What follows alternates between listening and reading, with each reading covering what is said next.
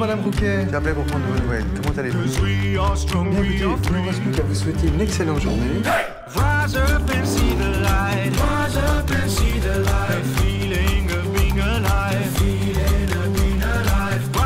Le groupe Vive est un groupe mutualiste qui agit au quotidien pour la santé de plus de 11 millions de personnes. Groupe Vive, entrepreneur du mieux vivre.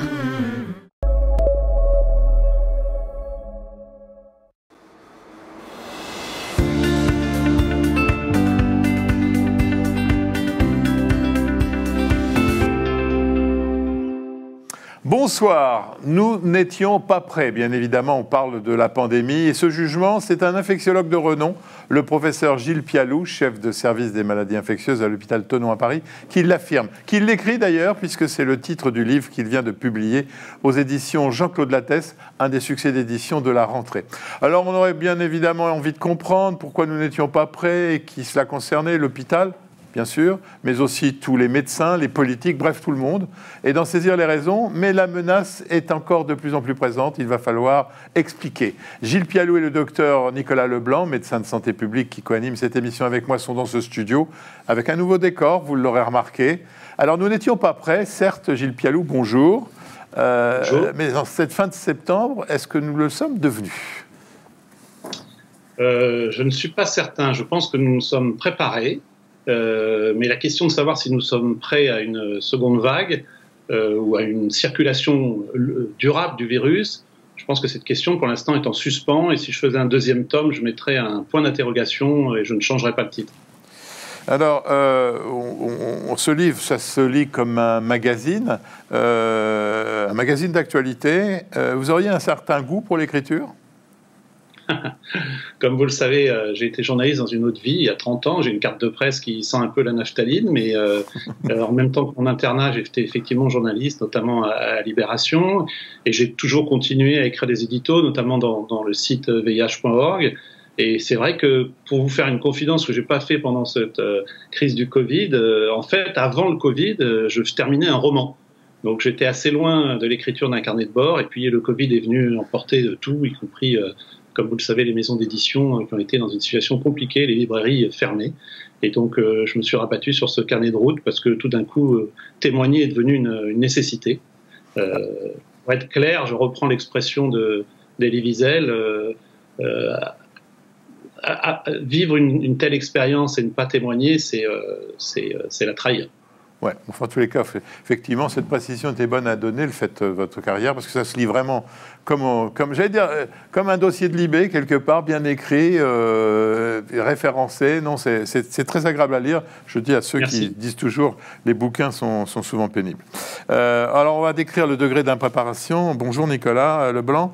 On a du mal à comprendre, vous êtes médecin de santé publique, pourquoi la santé publique n'avait pas peaufiné le scénario depuis les menaces plus récentes, que ce soit Sida ou Ebola? Bonjour Jean-François, bonjour Gilles Pialou.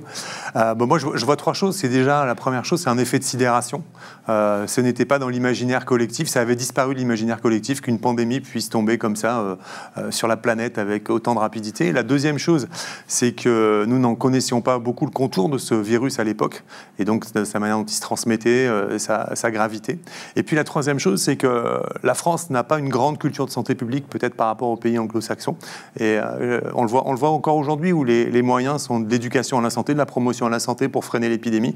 Et finalement, c'est assez difficile de les implanter et de les faire respecter dans la durée. Donc, c'est principalement ces trois raisons, je crois. Alors, Gilles, j'ai été un peu choqué quand le président de la République a fait son premier discours, où il y avait 15 millions de Français qui le regardaient, et où il disait c'est la plus importante épidémie depuis la Première Guerre mondiale, en passant complètement sous silence l'épidémie de sida, quand même, qui a fait quand même quelques dizaines de millions de morts. On est un peu surpris que les gens, vos pères, et vous qui avez travaillé pendant 30 ans sur le sida, qu'on était surpris au début de l'épidémie. En clair, c'est pour les Chinois qui sont opaques et pas pour nous, ce genre d'épidémie? Enfin, c'était. C'est tout à fait la remarque que je me suis fait quand j'ai écouté le président de la République. Puis après, j'ai voulu probablement essayer de décrypter pourquoi, effectivement, il parlait de la première pandémie de ces 100 dernières années. Effectivement, je pense qu'il n'a pas voulu gommer le sida, il voulait juste dire que c'était une maladie émergente sur un temps donné. Effectivement, on ne peut pas comparer avec, comme vous l'avez dit précédemment, on ne peut pas comparer avec les 30-35 ans du VIH, mais il y a des passerelles communes. Et je pense que le modèle VIH, effectivement, sur ce qui a été dit tout à l'heure par notre collègue de santé publique, il y a effectivement des passerelles, et notamment cette insuffisance de santé publique, malgré justement le VIH, les alertes d'Ebola, la circulation du MERS, l'hépatite C, etc. On n'a pas tiré les leçons, c'est ce que j'écris un peu dans mon livre, et dans ce carnet de bord, on n'a pas tiré les leçons d'un certain nombre de choses. Je peux prendre 2 exemples. On n'a pas tiré les leçons du VIH, par exemple. On n'a pas compris du VIH que quand une personne est dépistée positive du Covid, elle a toutes les probabilités de se comporter mieux en termes de prévention. On le sait du modèle VIH, c'est le VIH qui nous a appris ça, que quand elle est ignorante ou qu'elle ne se sait pas positive. C'est quelque chose de base. Et puis la deuxième, c'est la veille sanitaire. On est soi-disant le pays qui a inventé la veille sanitaire. Là, on a regardé la Chine, c'est ce que je raconte aussi dans le carnet de bord, hein. On a regardé la Chine de haut et de loin. Et puis on a regardé l'Italie du Nord vraiment de haut, y compris le ministre de la Santé actuel, et on avait déjà de l'eau jusqu'aux genoux. Alors on a perdu beaucoup de temps au début de cette pandémie, pas seulement sur le choix de la date des élections. Vous l'expliquez comment et qu'est-ce qu'il aurait fallu faire, à votre avis, en janvier, en février? Je pense qu'on aurait dû... alors c'est toujours facile de donner le leçon a posteriori, bien sûr, hein, j'en suis conscient. Mais je pense qu'on n'a pas tenu le compte de l'état dans lequel l'hôpital public était avant la crise du Covid. Donc l'hôpital public était lui-même en crise, premièrement. Donc effectivement, on ne peut pas trouver 4000 infirmières pour équiper des salles, des nouveaux lits. Donc on a fait avec les moyens du bord. Ça, c'est la première chose. Alors, ce que je pense, c'est qu'il y a eu des erreurs à ne pas refaire. Le 15, par exemple, le tout 15, c'est-à-dire le SAMU, avec la saturation du SAMU en Ile-de-France, dans le Haut-Rhin, dans les Hauts-de-France, pour certaines villes, ça a été une erreur stratégique qui a été, à mon avis, probablement péjorative pour un certain nombre de malades, Covid ou non Covid. Alors je sais que c'est un peu sévère, mais de temps en temps, il faut dire les choses, et contrairement à ce qu'ont dit les représentants du SAMU.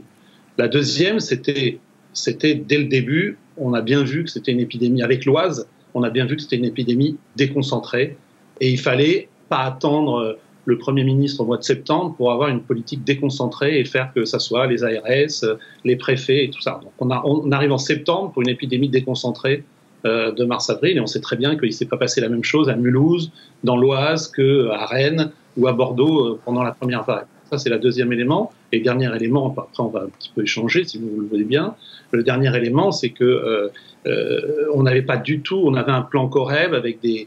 Donc Coreb, je vous rappelle, qui régule les urgences émergentes, le risque sanitaire biologique.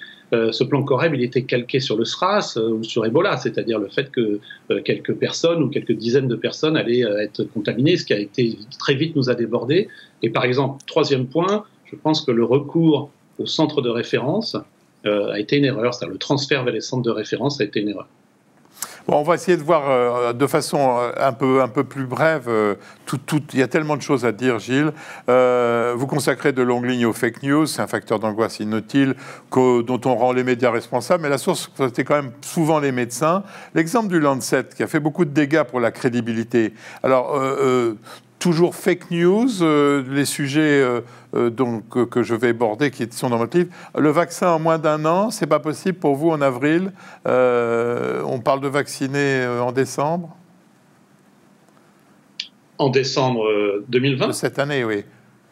En avril, quand on s'est lancé sur le vaccin en avril, on se disait c'est pas possible. Et maintenant, on a des gens qui nous disent on vaccine en décembre. Réponse courte. Mon point de vue, hein, j'ai fait 20 ans dans le vaccin contre le VIH, malheureusement avec des résultats que vous savez. Ma réponse, c'est non. Je ne vois pas comment on peut s'affranchir de phase 3. Et l'alerte avec le vaccin AstraZeneca est une alerte importante, puisqu'ils ont arrêté les essais de phase 3 pour une myélite. Donc, je dirais non. Le vaccin, il sera pour la troisième vague ou pour 2021. Alors on voit que les conférences de presse de certains politiciens, Trump, Bolsonaro ou Johnson, sont parfois ubuesques en termes scientifiques, mais par contre elles sont prises au sérieux par certaines personnes sur la planète. Quelle impréparation par rapport à ces hésitations politiques? Quel rôle elles jouent? Qu'est-ce que vous attendez, vous, en tant que médecin, des rôles de politique?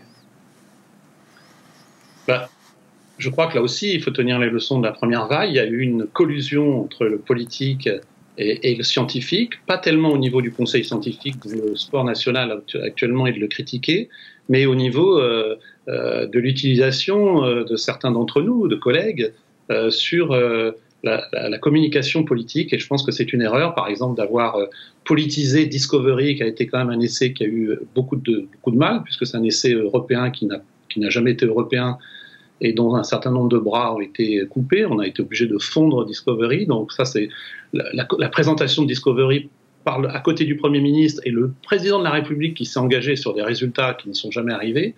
Je pense que c'est une erreur. Et donc laisser le politique, c'est le politique, le scientifique, c'est le scientifique. De temps en temps, il y a effectivement conjonction, et puis de temps en temps, il y a dissonance. On l'a vu pour le conseil scientifique qui ne voulait pas fermer les écoles puis de ne pas les réouvrir. Donc je pense qu'il faut une séparation du politique et du scientifique, et il faut que ça soit important. Alors la géopolitique s'est beaucoup immiscée dans l'épidémie. Est-ce que vous pensez que les Chinois ont donné toutes les informations nécessaires au début? Je pense qu'il y a eu un démarrage des Chinois qui a tenu compte du SRAS et du lenteur avec lequel ils ont communiqué sur le SRAS. Donc ils ont donné la séquence du virus très rapidement, ce qui a permis d'avoir une PCR dans des temps tout à fait records dans les maladies émergentes.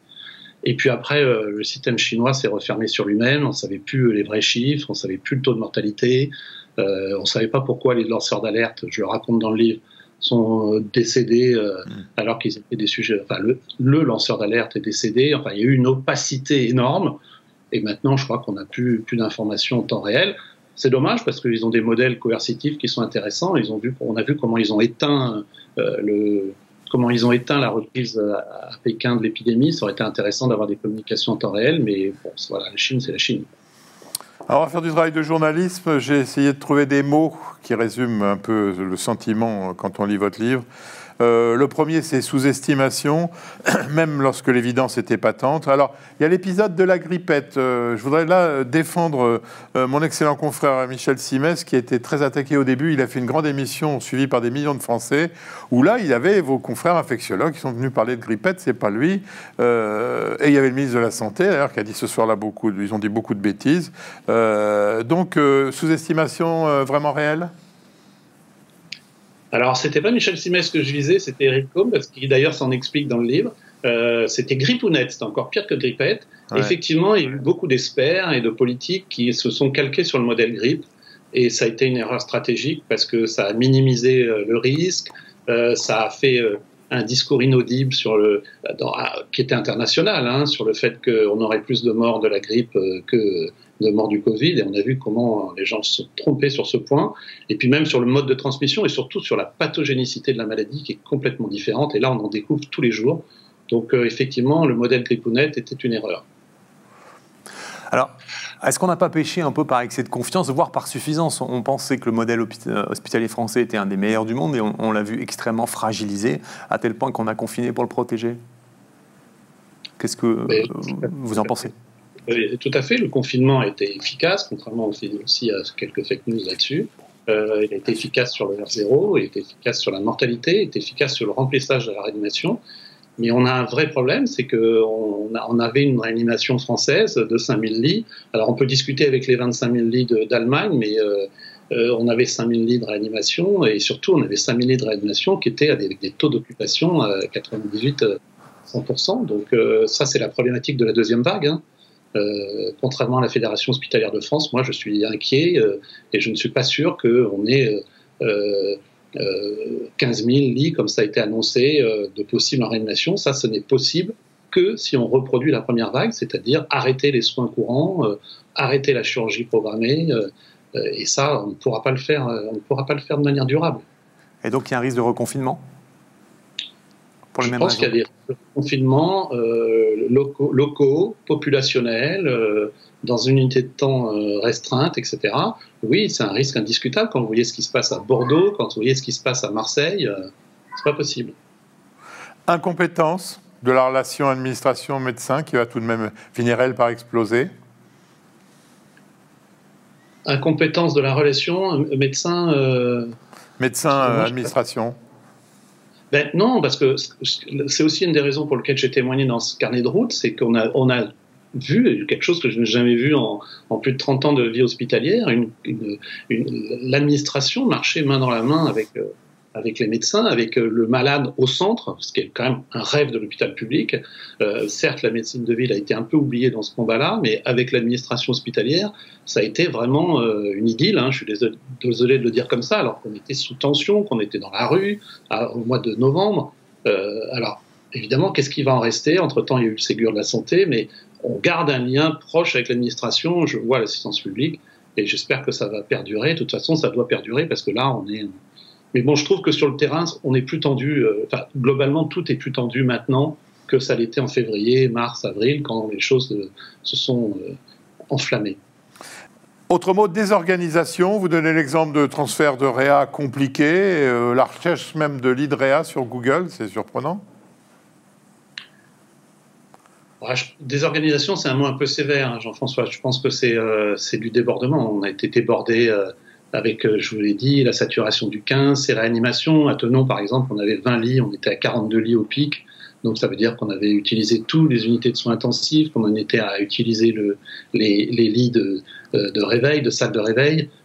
Donc je pense que on n'était pas prêt. Et effectivement, l'eau s'est arrêtée quand on a monté aux lunettes avec les transferts vers l'ouest, les transferts vers les cliniques privées qui ont joué le jeu. Et tout ça n'était pas écrit. C'est-à-dire qu'on a appris en marchant, on a appris en courant. Donc, j'espère que ça servira pour la suite. Y a-t-il eu de l'indiscipline ? Non.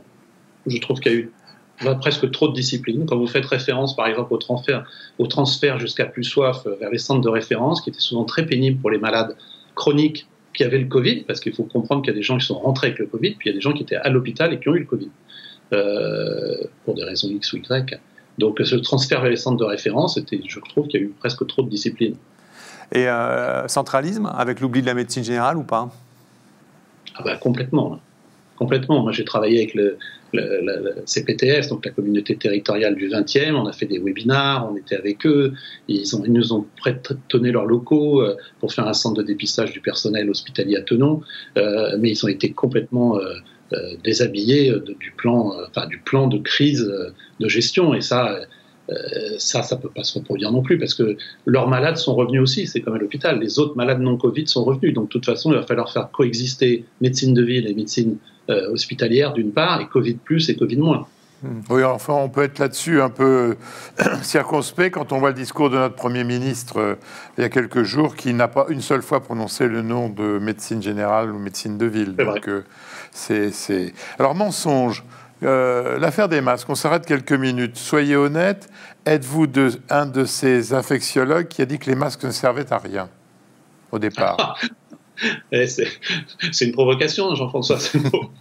Non. Écoutez, c'est dommage parce que je n'ai pas le Pili, là, le livre de maladies infectieuses qui fait 700 pages. Donc, je voulais aller dans les plateaux télé avec, mais bon, il fait 700 pages, il faut l'ouvrir, c'est compliqué, on n'a pas de temps. Mais la page sur les coronavirus, elle est très claire. D'abord, il n'y a qu'une page sur 700 dédiée au coronavirus. On parle beaucoup du MERS et du SRAS. Et là, quand vous regardez le niveau de protection, c'est FFP2. Donc, vous voyez ce que je veux dire, c'est que le fait qu'il faut des masques pour protéger d'une transmission aérienne, on n'a pas attendu le Covid pour le savoir. Donc non, je n'ai jamais dit ça. Et même, je vais vous dire un truc, je suis pour le port du masque dans l'espace public, même si ce n'est pas démontré que ça sert à quelque chose. Oui, mon cher Gilles, ça vous a fait rire, mais moi, ça me fait moins rire, vu que des infectiologues qui sont venus sur mon plateau à Canal+, ou ici, de renom, qui ont même été présidents de votre société savante, disaient que le masque servait à rien. Donc, c'est pas aussi évident que cela au départ, ce qui explique que les gens ont un petit peu... Vous étiez persuadé, mais notre ministre ne l'était pas. Donc, il y a quand même eu au début... il faut quand même un peu de temps en temps s'arrêter sur ces trucs-là pour dire que si les gens aujourd'hui sont un petit peu indisciplinés parfois, il y a peut-être quelques raisons qui ne sont pas forcément leur indiscipline. Ah mais complètement. Sur le masque, on va payer pendant des mois le fait qu'effectivement des experts ont été très imprudents, et d'autre part, surtout le fait que le politique a eu un discours totalement non clair, sinueux, qui n'était que la gestion de la pénurie. Il faut comprendre que c'est, comme l'a dit Xavier Bertrand, c'est la pénurie qui a fixé la doctrine sur le masque. C'est la pénurie qui a fixé la doctrine. Alors, on a bien compris, aujourd'hui, tous ceux qui nous écoutent, l'utilisation ne se discute même pas. Je voulais parler aussi de la solidarité relative. Vous racontez l'histoire de votre infirmière canadienne les gens dans l'immeuble où elle vient d'habiter se liguent contre elle, alors que le soir, la France applaudit pour les infirmières. C'était donc, effectivement, solidarité relative. Oui, c'est vrai. Bon, d'abord, je pense que c'est pas fini, parce qu'il y a eu vraiment une vague justement d'ostracisme sur le risque de contamination. On voit bien comment sont traités à l'intérieur même des familles les gens qui travaillent dans le système de santé, qui sont suspectés d'amener le virus dans les groupes privés ou dans les groupes à l'échelle d'un immeuble. Donc il y a effectivement beaucoup de stigmatisation des personnes contaminées et aussi des soignants pour le risque hypothétique. Je pense que les soignants sont moins à risque de transmettre que d'autres personnes, mais ça c'est une remarque. Donc oui, il y a une solidarité à deux vitesses.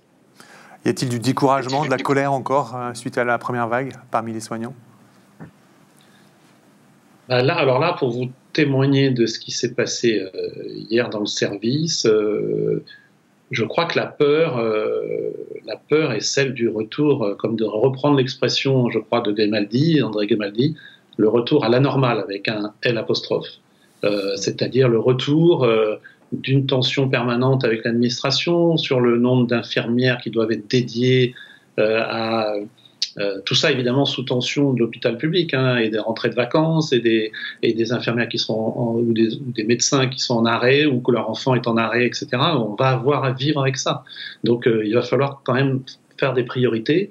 Et là, en ce moment, je suis en train de me bagarrer pour qu'il y ait bien le personnel adéquat avec le nombre. Et on ne peut pas avoir une infirmière pour 13 lits Covid, par exemple, pour être clair. Alors, votre livre est passionnant, on est au milieu de l'émission, on ne va pas continuer à détailler ce qui n'a pas marché. C'est clairement le premier tome, votre bouquin. Il est excellent, mais c'est le premier tome. Je vais transmettre aux éditions la thèse pour savoir s'ils sont intéressés, mais pour l'instant, on est quand même sur la gestion de la première vague et sur comprendre la première vague. Je ne sais pas, peut-être. Ça dépendra de ce qui va se passer. Alors, on va commencer cette deuxième partie avec un sujet que je trouve grave. Il est clair que notre gouvernement, par la voix de notre Premier ministre, récuse définitivement le confinement généralisé et insiste sur la responsabilité de tout un peuple, sans mesures trop coercitives, en insistant bien sur le fait que désormais, nous allons vivre avec ce virus. Ce qui signifie, et je suis surpris d'avoir été un des rares journalistes à le signaler, dans le discours par exemple d'Elfrécy, que le pouvoir des médecins s'arrête politiquement à la prise en compte des conséquences économiques. En clair, la mort biologique va passer devant la mort sociale. C'est l'éthique des médecins, par exemple, qui va changer avec ce raisonnement-là. Je ne sais pas si l'éthique des médecins va changer. Je pense qu'elle va se renforcer, prendre la distanciation avec le discours politique, prendre la distanciation qui va être très compliquée avec les courants complotistes, ceux qui sont dans la négation de l'épidémie. On a même les philosophes qui s'y mettent. Donc effectivement, il y a une question éthique et puis il y a une question aussi mais que vous connaissez bien, Jean-François Lemoine, une gestion de l'information en temps de crise qui est compliqué. Les médecins n'ont pas été formés à ça dans les études médicales, vous le savez, on n'apprend pas à gérer la communication, mais je ne parle même pas d'intervenir dans une caméra de télévision, je parle juste de savoir faire le tri. L'affaire Raoult, je ne sais pas si on va en parler, mais est quelque chose d'impensable dans le paysage sanitaire, a fait énormément de mal.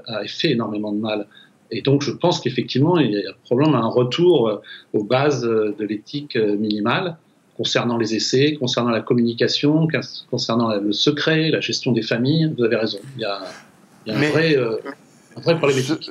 Non, alors moi, effectivement, il y a tout ça, on en débat, mais je vais même plus loin. On est dans une civilisation qui réanime à tout prix, dont l'idée est de pousser le plus loin possible l'issue fatale et d'oublier qu'on n'a peut-être pas les moyens de faire ça et que notre système aujourd'hui qui a explosé au niveau en dehors de la santé fait qu'on ne va pas prioriser, par exemple. On a clairement confiné pour sauver 70 000 vies, c'est prouvé, mais c'est 70 000 vies dont beaucoup étaient en fin de vie. Est-ce qu'on peut continuer à aller dans cette dérive-là? Alors qu'effectivement, le ministre est clair, on ne reconfinera pas, donc maintenant débrouillez-vous avec ce qui va vous arriver. crois qu'on ne reconfinera pas au niveau national, mais Oui. ça n'exclut pas les confinements régionaux.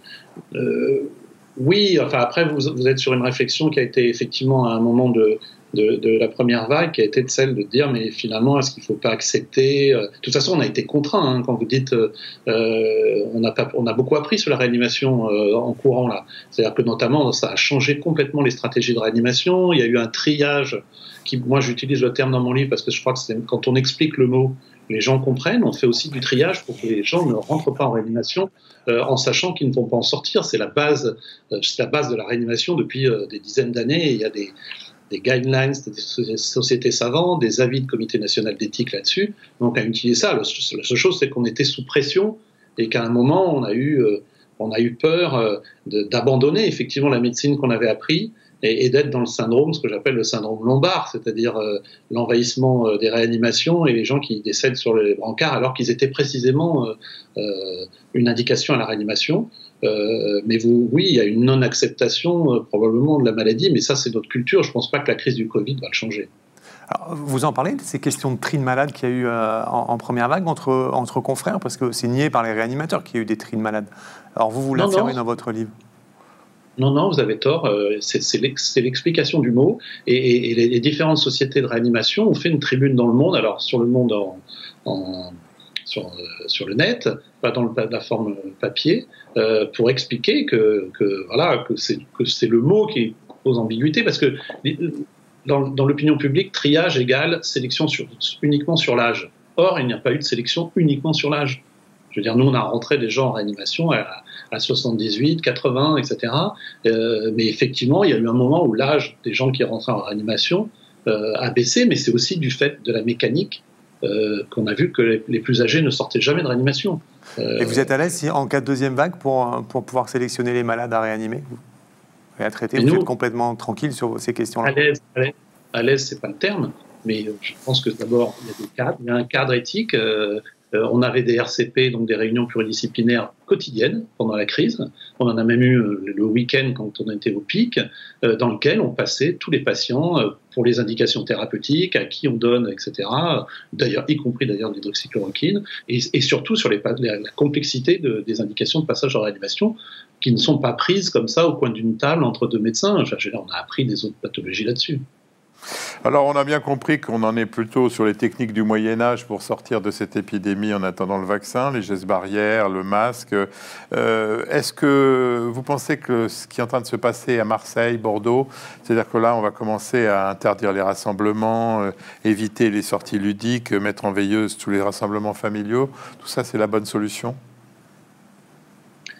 Mais je crois que c'est la bonne solution tant qu'on n'a pas d'autres outils, c'est comme vous le dites dans votre question, c'est-à-dire que tant qu'on n'a pas une thérapeutique, parce que la solution ce qu'on attend, c'est une solution dépistée, isolée, traitée.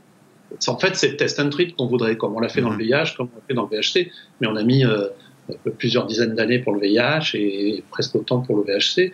Donc, effectivement, il y a une impatience. Pour l'instant, sans traitement et sans perspective vaccinale, c'est, je ne sais pas si c'est des moyens moyenâgeux, mais c'est des moyens qui prouvent leur efficacité en tout cas. Mettre les plus de 65 ans, si possible, sous cloche, en évitant le reste de la famille, ça, au niveau national, ça se conçoit ? Sous cloche, c'est sévère, parce que sous cloche, alors il y a vraiment une question des EHPAD. Il faut régler le problème des EHPAD, dans la mesure où l'isolement des EHPAD, on sait que c'est un effet délétère, et je ne sais pas comment régler cette affaire-là, mais je pense déjà qu'il faut faire des études sérologiques sur le personnel, sur éventuellement les visites, faire du dépistage plus important. Enfin, actuellement, on n'y est pas sur les EHPAD. Donc, je mettrai EHPAD et services de gériatrie à part, parce que c'est une vraie problématique qu'on n'a pas réglée de la première vague. Mais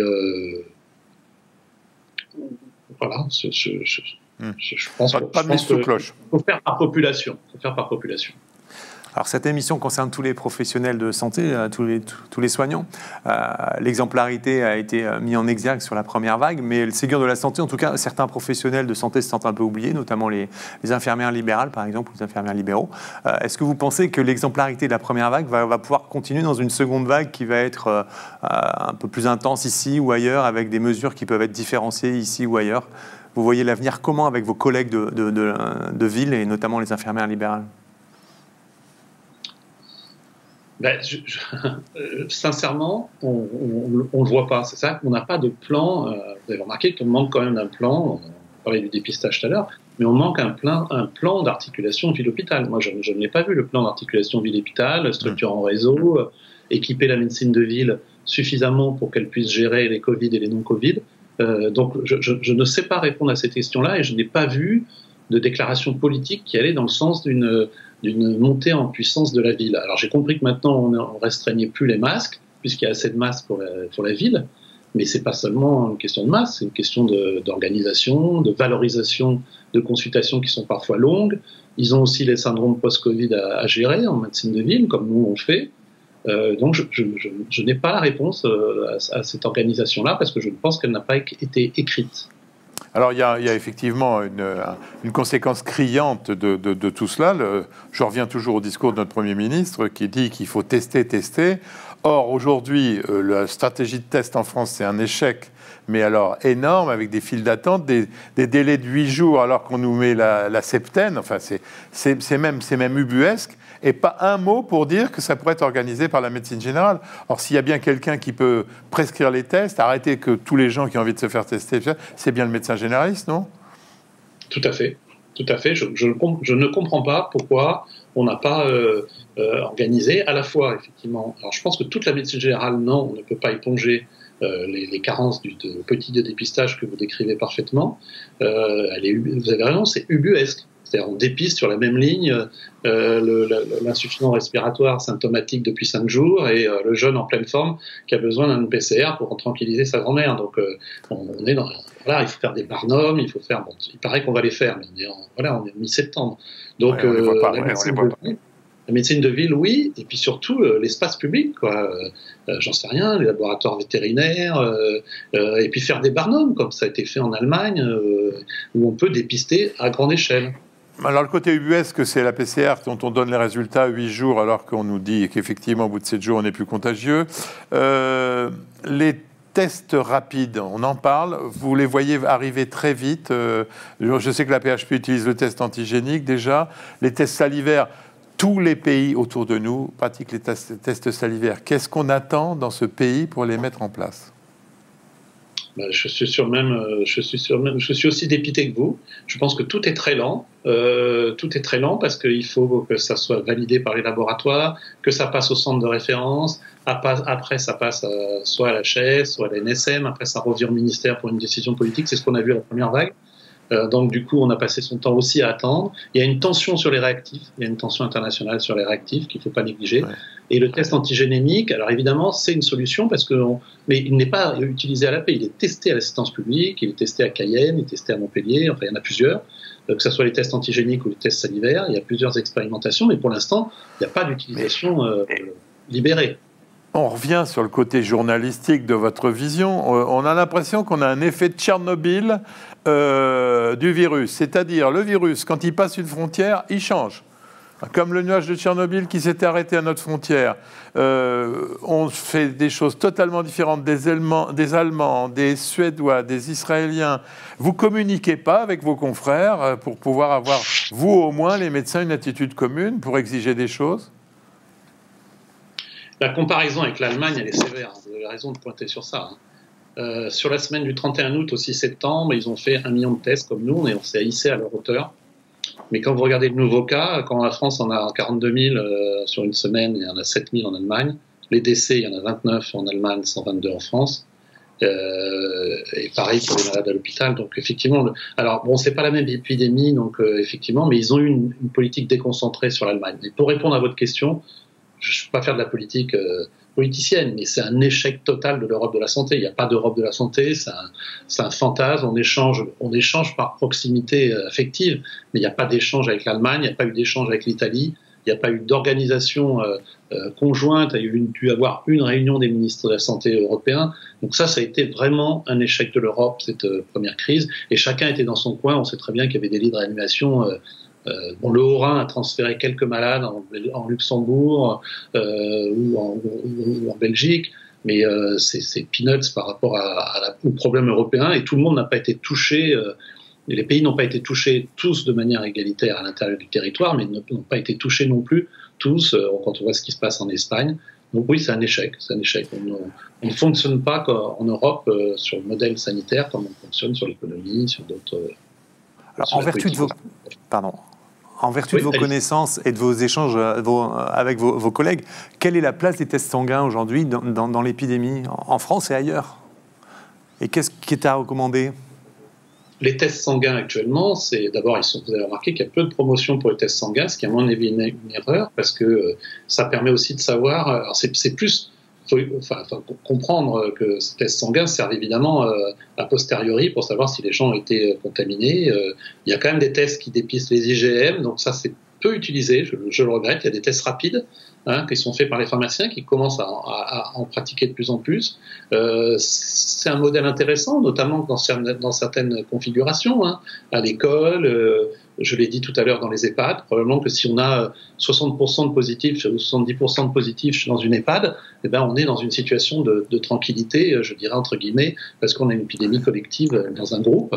Je crois que c'est des informations, et peut-être qu'on aura, alors peut-être, je mets un peu de charrue avant les bœufs, peut-être qu'on aura des tests aussi antigénémiques, mais sur le sang. Alors ça paraît incroyable, puisque c'est un virus qui circule très peu dans le sang, les virémies c'est 1%, mais il y a plusieurs papiers qui montrent qu'il y a des relargages de protéines, et peut-être qu'on va pouvoir l'utiliser pour l'infection. Mais pour l'instant, c'est en développement et en recherche. Est-ce que vous ne trouvez pas qu'il y a trop de gens qui ont parlé pendant la crise et aujourd'hui la remontée du virus? Qui doit parler? Le comité des experts, tel Frécy, le DGS, le ministre, qui? D'abord, je pense que les politiques doivent parler pour eux-mêmes. Le conseil scientifique doit rester dans le scientifique, et c'est ce qu'ils font, et je trouve qu'ils le font assez bien malgré les coups de massue qui prennent de ça et de là. Après, les experts, cette crise a accouché de pseudo-experts. Il y a des experts qui ont été totalement construits par les chaînes d'information continue, qui sont complètement déconnectés de la réalité, d'où leur dérapage. Et puis moi, j'ai plaidé, mais je n'y arrive pas, mais je commence à faire des mails de plus en plus larges, à ce que certains experts qui s'expriment assez souvent à la télévision, ce qui m'arrive parfois, puissent avoir quand même des éléments de langage communs, parce que je pense que c'est inaudible. C'est inaudible pour l'opinion publique. Ça a été inaudible sur le masque à cause des politiques. Là, actuellement, c'est inaudible sur la circulation du virus. Il faut quand même avoir des messages clairs, parce qu'il y a des certitudes. Il y a des certitudes, et il y a effectivement quelques incertitudes. Et le message que vraiment je ferais passer si je faisais un deuxième tome que vous me conseillez, c'est de gérer l'incertitude. Parce qu'on ne l'a pas fait pendant la première vague. Il y a encore beaucoup d'incertitudes. On pourrait les énumérer, mais il y a beaucoup d'incertitudes. Alors, je peux vous assurer, parce que je suis beaucoup attaqué sur les réseaux sociaux par ma position ici à Canal, que ce n'est pas facile de faire le tri entre des gens qui, effectivement, disent le contraire, et on peut pas dialoguer là-dessus et pas montrer qu'il y a autant de différences entre deux experts. Bon, on arrive à la fin de cette émission. On se dit que pour freiner la course du virus en l'absence de traitement, la seule solution viendra de la vaccination. On ne va pas rentrer dans le détail, mais alors deux questions. La première, est-ce que c'est bien sérieux et honnête de parler de vaccination de 7 milliards d'individus ?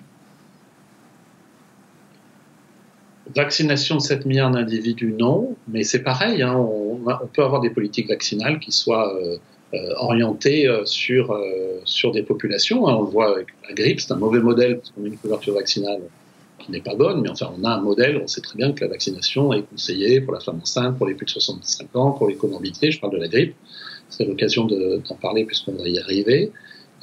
Donc oui, ça ne sera pas 7 milliards, je pense qu'il y aura un vaccin un jour. Moi, je suis assez confiant sur le vaccin. Je suis assez confiant parce que le modèle viral, contrairement à ce qui a été dit par certains, le modèle viral est plutôt aidant à la construction d'un vaccin, contrairement à d'autres virus avec une grosse variabilité comme le VIH. Mais ce vaccin, il sera réservé aux pays riches, avec fermeture des frontières, ou on pourra vraiment faire en sorte qu'il soit distribué partout dans le monde ?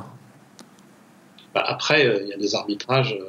Il y a des arbitrages de l'OMS, etc., sur la disponibilité. Ils sont déjà exprimés là-dessus. On ne peut pas imaginer, si la pandémie se poursuit au rythme qui qui est actuellement, hein, avec ce qui se passe en Amérique du Sud, aux États-Unis, en Israël, enfin dans tout un tas de régions du monde, une poursuite de la pandémie de manière importante, une deuxième vague dans certains pays ou régions.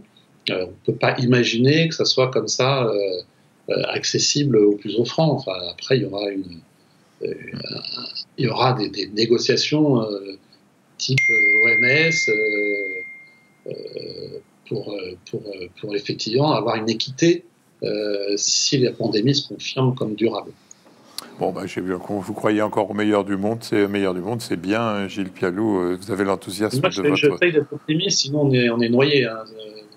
Si on n'a pas un peu d'optimisme, parce que comme vous l'avez vu, il y a quand même beaucoup de raisons, on en a parlé, de se déprimer dans cette situation, mais il faut garder les éléments optimistes. On va conclure. Je vous annonce que nous faisons la semaine prochaine une grande émission sur la vaccination et bien évidemment on reparlera de la grippe dont la sous-vaccination française est un vrai problème et je crois qu'il faut vraiment qu'on s'attelle à ce dossier-là. Nicolas, pour conclure, vous de votre côté, la santé publique a retenu la leçon de ce qui s'est passé. Votre discipline travaille d'arrache-pied ou ça reste toujours un petit peu fonctionnalisé Je crois que les défis sont à venir, parce que d'abord, cette pandémie, elle est encore nouvelle, même s'il y a eu l'expérience de la première vague, elle est encore nouvelle. La deuxième chose, c'est que avoir une politique de santé publique et les moyens de santé publique, ça ne se fait pas sur un claquement de doigts. Et puis, la troisième chose, c'est que ça concerne pas que les médecins, mais aussi les soignants et aussi d'autres professions autour des métiers de la prévention notamment, et que tout ça ne s'installe pas en quelques jours. Donc espérons qu'il y ait une inclinaison puissante. Il y a eu d'autres épidémies qui ont fait progresser, l'épidémie de sida, notamment en termes d'éducation et de promotion de la santé, prévention, mais là encore, on passe à un stade supérieur, puisque c'est en population générale, peut-être encore plus massivement et plus rapidement que les choses doivent être traitées. Gilles, je rappelle donc votre excellent livre « Nous n'étions pas prêts » aux éditions Jean-Claude Lattès. J'ai trouvé le titre de votre prochain livre « Nous étions presque prêts ». Ça vous va? Je le note. Ouais. Donc, non, mais pour conclure, on va essayer de mettre un petit peu d'optimisme, si on tant soit peu qu'on puisse le dire. Je pense quand même qu'on a appris de la première vague en partie, notamment sur, je vous l'ai dit, sur la réanimation, sur le parcours des patients. J'espère que ça suffira à endiguer ce qui se prépare. Eh bien, merci à vous deux. Cette émission est terminée. Voilà ce que l'on pouvait dire mi-septembre 2020 sur l'avant et le pendant de cette Covid-19. Merci Nicolas, merci Gilles. Rendez-vous est pris pour le deuxième tome. Bonne soirée à tous. À la semaine prochaine pour une spéciale vaccin, mais surtout en attendant, portez-vous bien.